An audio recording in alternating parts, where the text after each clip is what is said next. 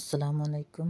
এই যে সরপুঁটি আজকে রান্না হবে বাসায়। সরপুঁটি অনেক বড় বড় সরপুঁটি, লবণ, হলুদ গুঁড়ো, ঝালের গুঁড়ো দিয়ে মাখিয়ে নিচ্ছি মাছটা।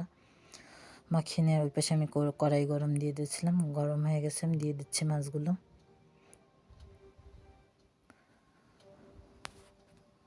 এই যে উল্টে পাল্টে ভেজে নিচ্ছি।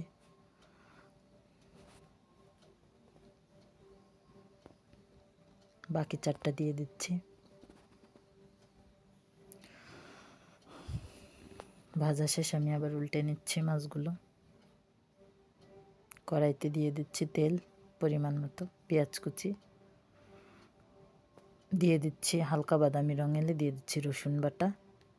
অল্প একটু পানি দিয়ে নেড়ে মরিচের গুঁড়া, হলুদের গুঁড়া, লবণ দিয়ে আবার নেড়ে কষিয়ে ঝোলের পানি দিয়ে দেব। ঝোলটা ফুটে উঠলে মাছগুলো দিয়ে দেব। তারপরে টমেটো দিয়ে দেবো, ঢাকনা দিয়ে দেবো। ধনেপাতা, টমেটো আর কাঁচামরিচ দিয়ে নামিয়ে নিচ্ছি।